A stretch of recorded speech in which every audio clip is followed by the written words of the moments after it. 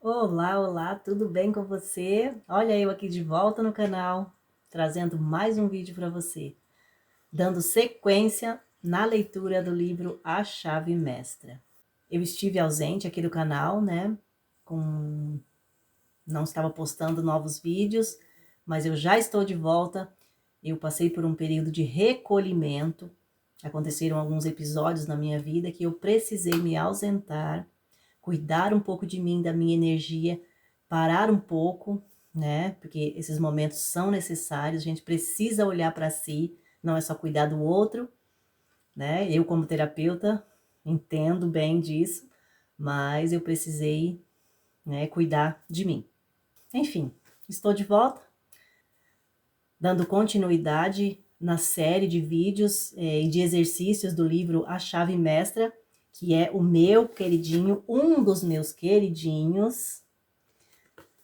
E como eu já mencionei para vocês, né, isso, que eu amo esse livro, ele me ensinou muita coisa. E eu peço desculpa, né, desculpas a você que estava fazendo os exercícios, né, acompanhando a leitura cada semana, né, eu não consegui mesmo manter, né, a leitura semanal, como eu vinha fazendo. E até mesmo porque cada exercício é por 7 dias, né, como o autor sugere fazer. E aí, você que estava me acompanhando, né, eu sinto muito, né, você chega um belo dia e cadê a sequência, cadê os vídeos, né? Mas o importante é que agora eu estou aqui. Eu não tinha condições de entregar um bom trabalho para vocês. Você que parou, estava fazendo e parou, eu aconselho que você retorne lá ao vídeo 1, tá? E dê sequência, faça o exercício certinho, sabe? Na ordem certa, para não ficar esse período, né, vago no meio, né? É interessante que você volte. E é interessante que será uma repetição. E a repetição é a mãe do aprendizado. Então vamos lá. Neste capítulo, o capítulo 11 do livro, o autor fala sobre como é imprescindível obedecer às leis do universo. Porque estas leis, elas são imutáveis. Elas não mudam. Elas são o que são e ponto final. Não importa se eu acredite ou não, ela vai funcionar da mesma forma. Supomos que eu não acredite na lei da gravidade, por exemplo.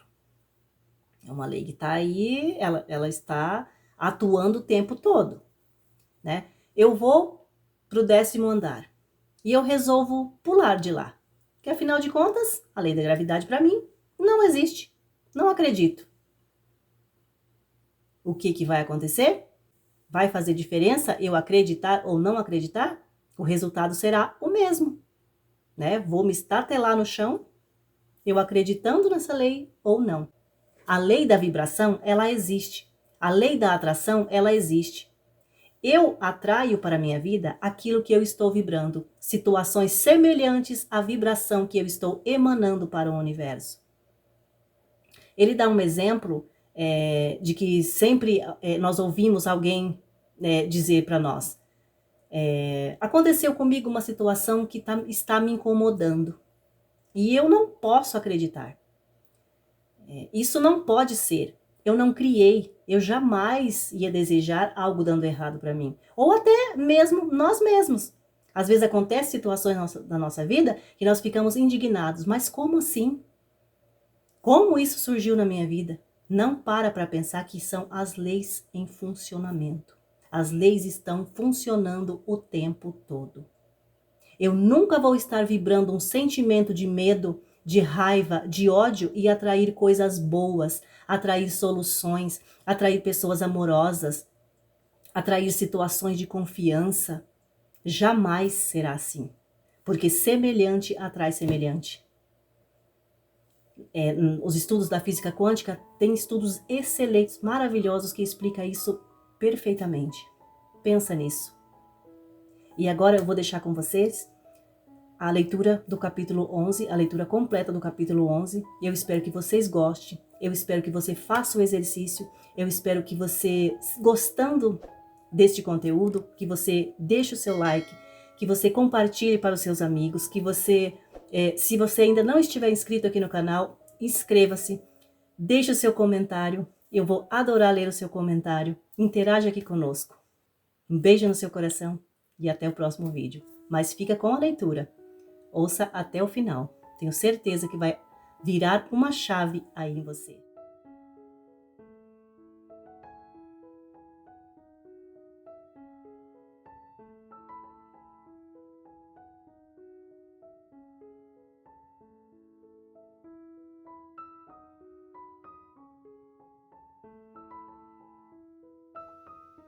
A Chave Mestra, parte 11.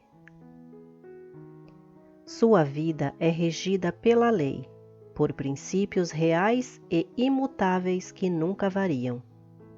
A lei está em ação o tempo todo em todos os lugares. Leis fixas embasam todas as ações humanas. Por isso, aqueles que controlam indústrias gigantescas são capazes de determinar com precisão absoluta a porcentagem exata de pessoas entre centenas de milhares que responderá a qualquer combinação de certas condições.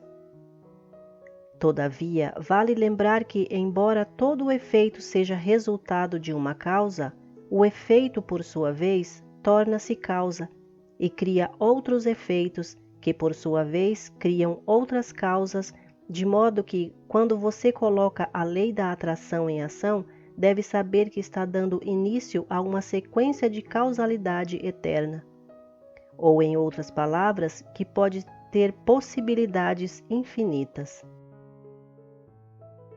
Frequentemente ouvimos alguém dizer: "Uma situação muito incômoda surgiu em minha vida, e isso não pode ter sido resultado dos meus pensamentos, pois certamente nunca cultivei nenhum pensamento que pudesse levar a esse resultado."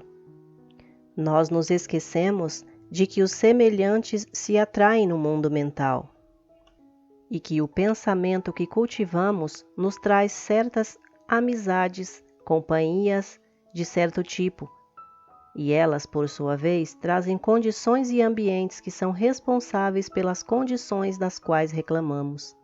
Raciocínio indutivo é o processo da mente objetiva pelo qual comparamos determinado número de casos distintos com outros, até enxergarmos o fator em comum gerador de todos eles. A indução vem da comparação de fatos. Foi esse método de estudo da natureza que resultou na descoberta de um reino de leis no progresso da humanidade. É a linha que separou superstição de inteligência, eliminou os elementos da incerteza e capricho da vida das pessoas e os substituiu por lei, razão e certeza. É o vigia no portão mencionado em uma lição anterior. Quando, em virtude desse princípio, o mundo ao qual os sentidos estavam acostumados foi revolucionado, quando o Sol teve o seu curso interrompido, a aparente Terra plana ganhou o formato de globo e passou a girar em volta dele.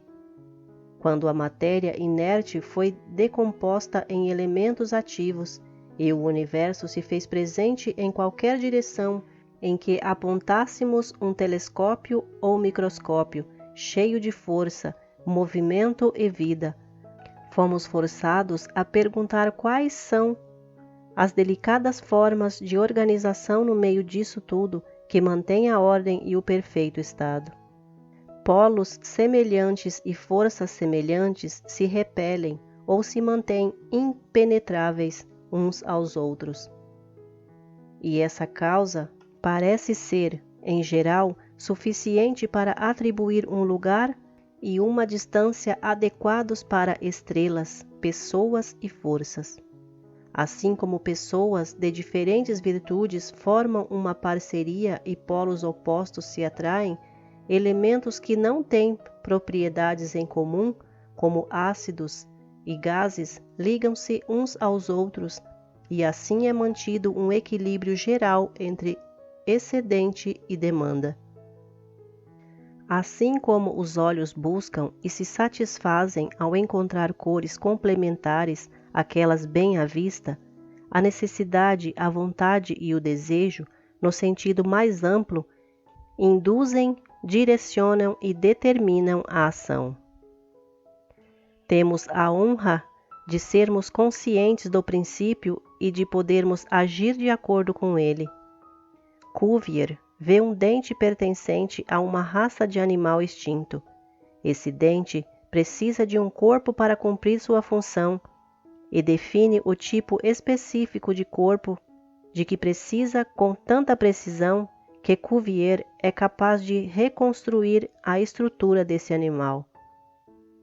Perturbações são observadas no movimento de Urano. Le Verrier precisa que outro corpo celeste esteja em determinado ponto para manter o sistema solar em ordem, e Netuno aparece na hora e no local designados. As necessidades instintivas do animal e as necessidades intelectuais de Cuvier, as necessidades da natureza e da mente de Leverrier, são parecidas, e, portanto, assim são os resultados. Aqui os pensamentos de uma existência, ali uma existência. Portanto, uma necessidade legítima bem definida fornece o motivo para as mais complexas operações da natureza. Depois de termos registrado corretamente as respostas fornecidas pela natureza e ampliado nossos sentidos com o desenvolvimento da ciência na superfície da Terra, de termos nos unido aos controles que movem a Terra, tomamos consciência de um contato íntimo, variado e profundo com o mundo exterior. Sabemos que nossas necessidades e propósitos se relacionam com as operações harmoniosas desta vasta organização, tanto quanto a vida, a liberdade e a felicidade do cidadão se relacionam com a existência do seu governo. Do mesmo modo que os interesses do indivíduo são protegidos pelas armas do país e pelas suas próprias armas, e suas necessidades podem depender de certos suprimentos, num grau sentido de forma mais global e constante, a cidadania consciente da República da Natureza nos protege dos incômodos de agentes subordinados por meio de uma aliança com poderes superiores e por meio do apelo às leis fundamentais de resistência ou indução aplicadas a agentes mecânicos ou químicos, distribui as tarefas a serem executadas por eles e pelos seres humanos para melhor proveito do inventor. Se Platão tivesse testemunhado as imagens criadas pelo Sol com a ajuda do fotógrafo, ou mesmo as centenas de ilustrações similares que os seres humanos fazem por indução, talvez se lembrassem do trabalho intelectual de seu mestre, e em sua própria mente talvez surgisse a visão de uma terra em que todo o trabalho manual, mecânico e repetitivo ficasse a cargo da natureza, em que nossas necessidades fossem atendidas por operações puramente mentais, colocadas em ação por força da vontade, e em que os suprimentos fossem criados pela demanda. Por mais distante que essa terra possa parecer, a indução ensinou às pessoas como avançar nessa direção e a cercou de vantagens que são, ao mesmo tempo, recompensas pela fidelidade anterior e incentivo para as devoções mais assídua. É também um auxílio para que possamos concentrar e fortalecer nossas faculdades para a parte que falta, oferecendo uma solução infalível tanto para problemas individuais quanto universais, por meio de simples operações mentais em sua forma mais pura. Aqui está um método cujo espírito é crer que o que se busca já foi realizado, para que se possa realizar de fato um método que nos foi transmitido por Platão. Quem fora dessa esfera jamais descobriria como as ideias se transformam em realidade. Essa ideia também foi elaborada por Swedenborg em sua doutrina de correspondências. Um mestre ainda maior bem disse: tudo quanto em oração pedirdes, tenhais fé que já o recebestes, e assim vos sucederá. Marcos 11:24. A diferença de tempos verbais nessa passagem é marcante. Devemos primeiro acreditar que o nosso desejo já foi realizado para que então sua realização aconteça. Essa é uma instrução concisa para o uso do poder criativo por meio da influência da mente subjetiva universal. Ver determinada coisa que desejamos como um algo já existente. Então, estaremos pensando no plano do absoluto e eliminando toda a consideração de condições ou limitações e plantando uma semente que, se deixada em paz, por fim gerará frutos no exterior.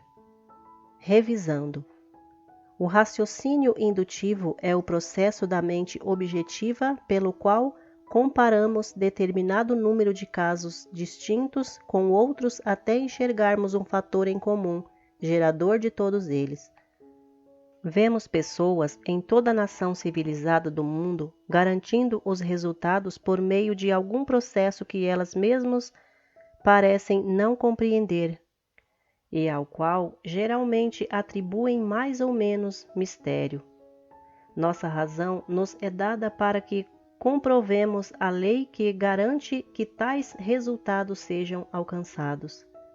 A operação desse processo de pensamento é vista naqueles afortunados que possuem tudo o que os outros precisam adquirir por meio do trabalho, daqueles que nunca vivem um dilema moral porque são sempre corretos em suas ações e jamais agem sem tato, que aprendem tudo com facilidade, que terminam tudo que começam com um jeitinho especial, que vivem em eterna harmonia consigo mesmos, sem nunca pensar muito sobre o que fazem e sem enfrentar dificuldade ou trabalho duro. O resultado desse pensamento é, como sempre foi, um presente dos deuses, mas um presente que poucos compreendem, apreciam ou entendem. Reconhecer o maravilhoso poder que a mente tem em condições apropriadas e o fato de que esse poder pode ser utilizado, direcionado e acessado para resolver qualquer problema humano é de suma importância. Toda a verdade é a mesma, seja apresentada em termos científicos modernos ou no idioma de tempos apostólicos. Existem almas tímidas que não conseguem perceber que a verdade completa requer várias afirmações, que nenhuma fórmula humana revelará todos os lados da verdade. Variações, ênfase, novo idioma, novas interpretações, perspectivas desconhecidas não são, como alguns supõem, sinais de desvio da verdade. Pelo contrário, são prova de que a verdade está sendo aprendida em novas relações com as necessidades humanas e que está sendo mais compreendida no geral. A verdade deve ser dita a cada geração e a cada povo em termos diferentes e novos, de modo que quando o grande mestre diz: tenha fé que já o recebestes, e assim vos sucederá. Ou quando Paulo diz: a fé é a certeza de que havemos de receber o que esperamos, e a prova do que não podemos ver. Ou quando a ciência moderna diz: a lei da atração é a lei que liga o pensamento ao seu objeto. Cada afirmação, quando submetida à análise, revela conter exatamente a mesma verdade. A única diferença é a forma de apresentação. Estamos no linear de uma nova era. Chegou o momento em que a humanidade já aprendeu os segredos do controle e está sendo criado o caminho para uma nova ordem social, mais maravilhosa do que qualquer outra jamais sonhada. o conflito da ciência moderna com a teologia, o estudo comparado de religiões, o enorme poder de novos movimentos sociais, tudo isso representa o caminho para a nova ordem. Formas tradicionais, antiquadas e impotentes podem ter sido destruídas, mas nada valioso se perdeu. Uma nova fé nasceu, uma fé que exige uma nova forma de expressão. E essa fé está tomando formas em uma consciência profunda do poder em manifestação na atividade espiritual atual vista por toda parte. O espírito que dorme no mineral, respira no vegetal, penetra no animal e alcança seu máximo desenvolvimento nos seres humanos é a mente universal. E cabe a nós transpor o abismo entre ser e fazer, teoria e prática, demonstrando nosso entendimento do domínio que nos foi dado. A maior descoberta de todos os séculos é, de longe, o poder do pensamento. A importância dessa descoberta demorou um pouco para chegar ao conhecimento geral, mas chegou e em todo o campo de pesquisa a importância da maior de todas as descobertas já está sendo demonstrada. Você já se pergunta no que consiste o poder do pensamento criativo? Consiste em criar ideias, e estas, por sua vez, transformam-se em objetos, apropriando, inventando, observando, discernindo, descobrindo, analisando, determinando, orientando, combinando e aplicando força e matéria. Isso pode ser feito porque esse é um poder criativo inteligente. O pensamento alcança sua expressão mais elevada quando imerso em sua própria profundidade misteriosa, quando abre caminho através do estreito ser e passa de uma verdade a outra, e a região da luz eterna, onde tudo é, foi ou será fundido em uma grande harmonia.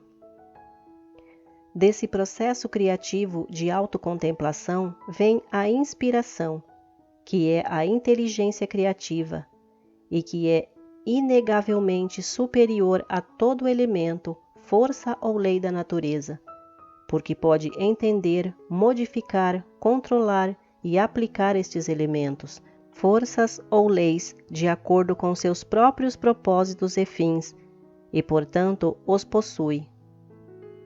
A sabedoria começa com a aurora da razão, e a razão não passa de compreensão do conhecimento e dos princípios que nos permitem conhecer o verdadeiro significado das coisas. Portanto, a sabedoria é a razão iluminada, e essa sabedoria leva à humildade, porque a humildade é uma grande parte da sabedoria. Todos nós conhecemos várias pessoas que alcançaram o que parecia impossível, realizaram sonhos de uma vida toda que mudaram tudo em suas vidas, inclusive a si mesmas.